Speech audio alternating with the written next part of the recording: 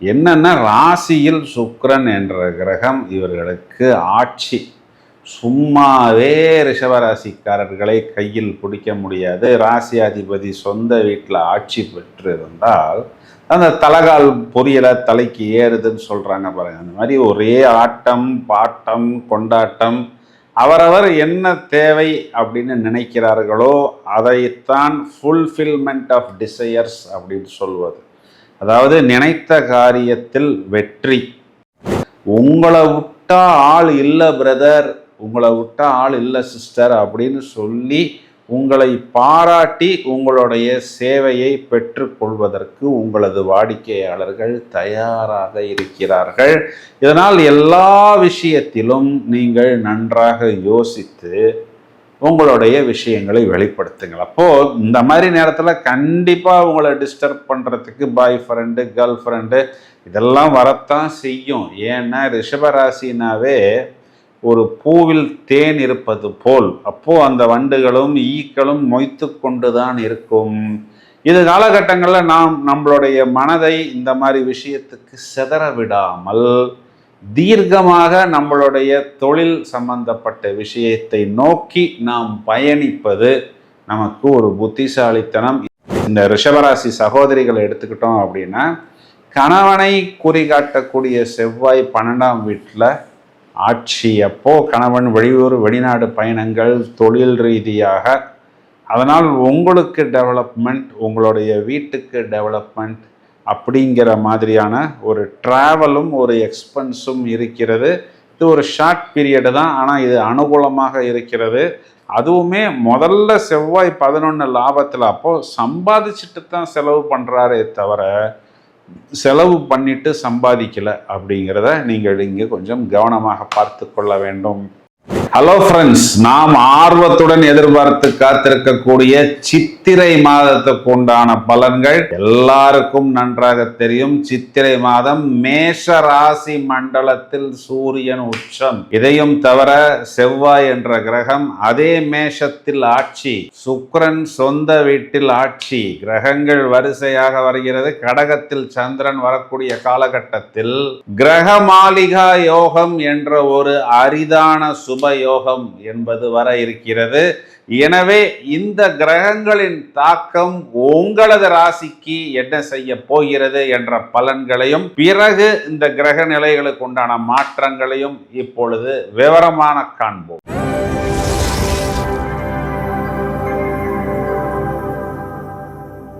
ரிஷபராசிக்கு பலன்களை சொல்றதுக்கு தான் ரொம்ப நாளா காத்து கொண்டிருக்கிறேன். ஏன் அப்படின்னா, இப்போதான் எங்களுக்குமே பலன்களை நன்றாக அள்ளி கொடுப்பதற்கு வசதியாக இருக்கிறது. என்னன்னா, ராசியில் சுக்கிரன் என்ற கிரகம் இவர்களுக்கு ஆட்சி. சும்மாவே ரிஷபராசிக்காரர்களை கையில் பிடிக்க முடியாது. ராசியாதிபதி சொந்த வீட்டில் ஆட்சி பெற்று இருந்தால் அந்த தலகால் பொரியலை தலைக்கு ஏறுதுன்னு சொல்கிறாங்க பாருங்க. அந்த மாதிரி ஒரே ஆட்டம் பாட்டம் கொண்டாட்டம். அவரவர் என்ன தேவை அப்படின்னு நினைக்கிறார்களோ அதைத்தான் ஃபுல்ஃபில்மெண்ட் ஆஃப் டிசையர்ஸ் அப்படின்னு சொல்வது. அதாவது நினைத்த காரியத்தில் வெற்றி. இப்போ இவங்களுக்கு என்னென்னா, ஒரு பக்கம் லாபஸ்தானத்தில் சாட்டர்ன், 10ஆம் இடத்தில் ராகு. இதில் ராகுவிற்கு குரு பார்வை. 2ஆம் இடத்தில் இருந்த குரு, வருடாந்திர கிரகங்கள் எல்லாமே இவர்களுக்கு ஃபேவரபுளாகத்தான் இருக்கிறது. 4ஆம் இடத்தில் கேது இருந்தாலும் இவர்களுக்கு அதனால் ஒரு பெரிய பிரச்சனைகளோ பெரிய தோல்விகளோ கிடையாது. ராகுவும் குருவும் சாட்டனும் இவர்களுக்கு 100க்கு 100 மார்க் கொடுத்து கொண்டு தான் இருக்கிறது. இதில் என்ன ஒரு பெரிய ப்ளஸ் பாயிண்ட் அப்படின்னா, ராசியாதிபதி ராசியில் ஆட்சி அப்படிங்கிறது பஞ்சமகா புருஷ யோகத்தில் மாளவிகா யோகம். அப்போ என்ன அர்த்தம் அப்படின்னா, உயர் பதவி, உயர் அந்தஸ்து, ஒரு பிரஸ்டீஜியஸாக இருப்பது, லக்ஸரியாக இருப்பது, ஒரு 5 ஸ்டார் ஹோட்டலுக்கு போவது, நல்ல ஒரு காஸ்ட்லியான கார்மெண்ட்ஸு, அந்த மாதிரி இவர்கள் எதையெல்லாம் உல்லாசம் அப்படின்னு நினைக்கிறார்களோ வயதை அனுசரித்து, அது ஒரு நல்ல லக்ஸுரி வாகனம் வாங்குவதாக இருக்கலாம், இல்லை வீட்டுக்கு இன்டீரியர் டெக்கரேஷன் செய்து கொள்வதாக இருக்கலாம், இயல் இசை நாடகங்கள் போன்ற விஷயங்கள்ல நல்ல இந்த மியூசிக் கச்சேரி, இல்லை இந்த மீடியாவில் இருக்கக்கூட பர்சன்ஸு, இன்டீரியர் டெக்கரேஷனில் இருக்கக்கூடிய பர்சன்ஸ் எல்லாம் தொழில் விஷயம் அப்படிங்கிற ஒரு அமைப்பில் ஒரு லாங் டேர்ம் பெனிஃபிட், அதுவும் அந்த பெனிஃபிட் எப்படின்னா ஒரு லக்கில் வந்தது, ஒரு ஃப்ளூக்கில் வந்தது அப்படின்னு சொல்கிற மாதிரி இல்லாமல், என் தகுதிக்கு, என் திறமைக்கு, என்னுடைய பலத்துக்கு தீனி போடக்கூடிய ஒரு வாய்ப்பு, அதில் என்னுடைய வித்தையை நான் முழுவதுமாக வெளியே காண்பித்து, இந்த வித்தைக்கு இந்த சகோதரி, இந்த சகோதரன் இந்த மாதிரி ஒரு பாட்டு பாடுறதுக்கு, ஒரு டான்ஸ் ஆடுறதுக்கு, ஒரு மேக்கப் போடுறதுக்கு, ஒரு இன்டீரியர் டெக்கரேஷன் பண்ணுறதுக்கு உங்களை விட்டா ஆள் இல்லை பிரதர், உங்களை விட்டா ஆள் இல்லை சிஸ்டர் அப்படின்னு சொல்லி உங்களை பாராட்டி உங்களுடைய சேவையை பெற்றுக்கொள்வதற்கு உங்களது வாடிக்கையாளர்கள் தயாராக இருக்கிறார்கள். இதனால் எல்லா விஷயத்திலும் நீங்கள் நன்றாக யோசித்து உங்களுடைய விஷயங்களை வெளிப்படுத்துங்கள். அப்போது இந்த மாதிரி நேரத்தில் கண்டிப்பாக உங்களை டிஸ்டர்ப் பண்ணுறதுக்கு பாய் ஃப்ரெண்டு, கேர்ள் ஃப்ரெண்டு இதெல்லாம் வரத்தான் செய்யும். ஏன்னா ரிஷபராசினாவே ஒரு பூவில் தேன் இருப்பது போல், அப்போ அந்த வண்டுகளும் ஈக்களும் மொய்த்து கொண்டுதான் இருக்கும்.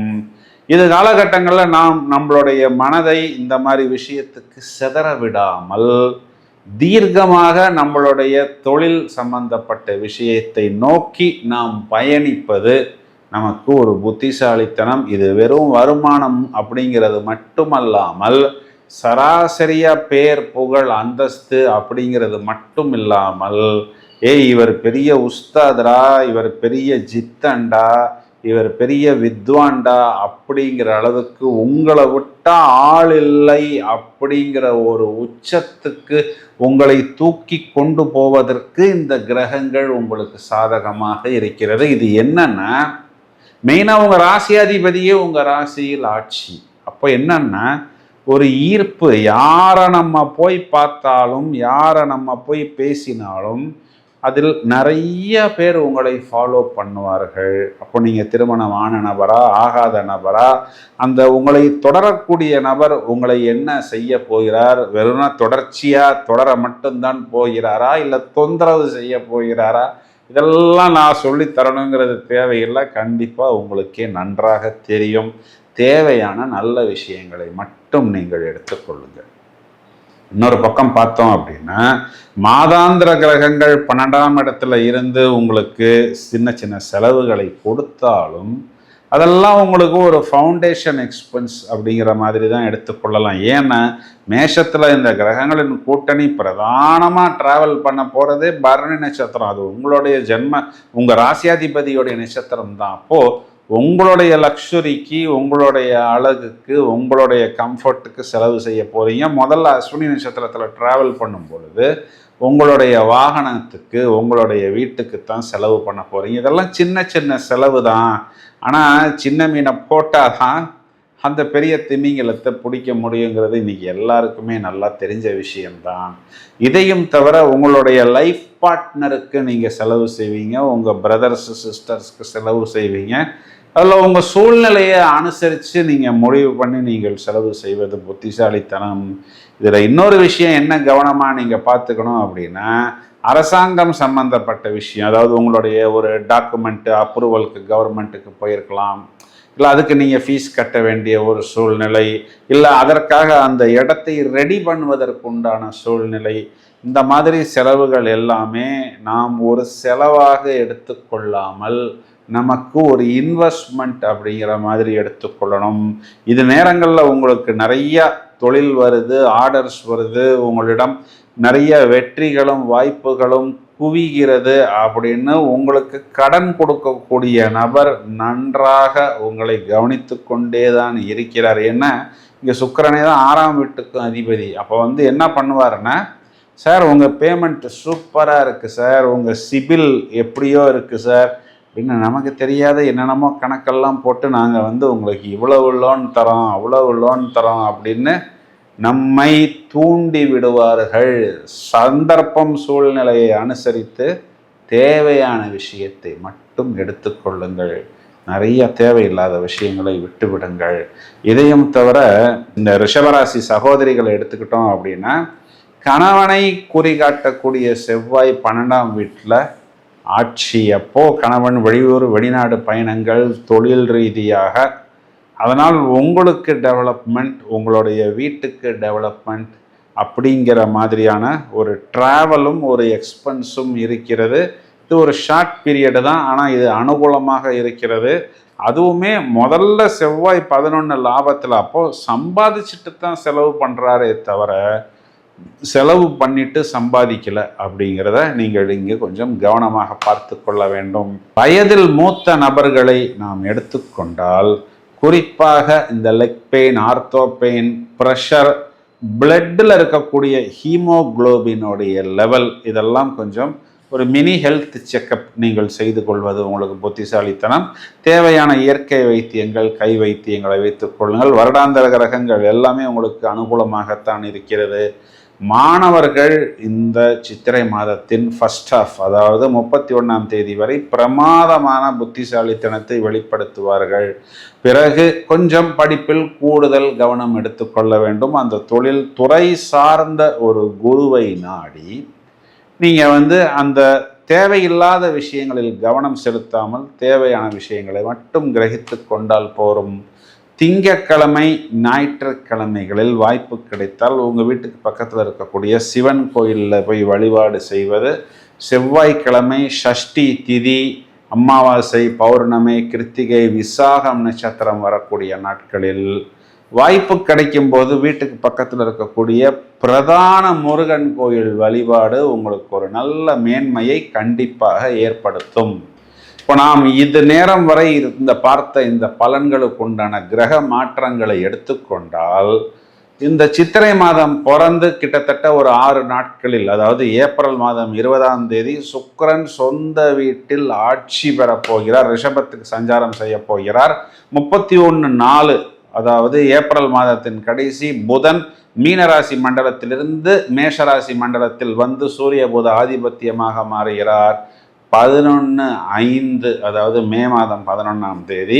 இது நாள் வரை சாட்டர்ன் என்று சொல்லக்கூடிய சனி பகவானுடன் இணைந்து கன்ஜஷனில் இருக்கக்கூடிய இந்த செவ்வாய் என்ற கிரகம் மேஷராசியில் வந்து ஆட்சி பலம் பெறப்போகிறார். நிறைய இந்த வெளிவட்டார பிரச்சனைகள், இந்த வெளியூர்களில் நடக்கக்கூடிய இந்த போர் போன்ற விஷயங்கள் எல்லாமே இந்த செவ்வாய் என்ற கிரகம் ஆட்சி பெறக்கூடிய காலகட்டங்களில் ஒரு முற்றுப்புள்ளி ஏற்பட்டு மக்களுக்கு ஒரு ப்ளஸ் பாயிண்ட் வரும் அப்படின்னு சொல்வது தான் நிதர்சனமான உண்மை.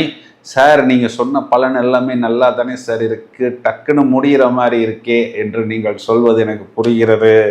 அதாவது சுக்கிரன் சொந்த வீட்டில் ஆட்சி பெற போகிறார். இது சில பேருக்கு அமலா யோகமாகவும் சில பேருக்கு மாளவிகா யோகமாகவும் வரப்போகிறது.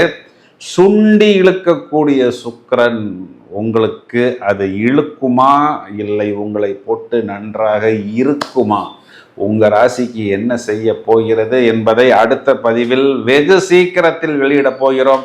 எனவே நீங்கள் எங்களுடன் இணைப்பில் இருங்கள். இந்த பதிவை உங்களது நண்பர்களுக்கு ஷேர் செய்யுங்கள். வாழ்த்துக்கள். Thank you friends.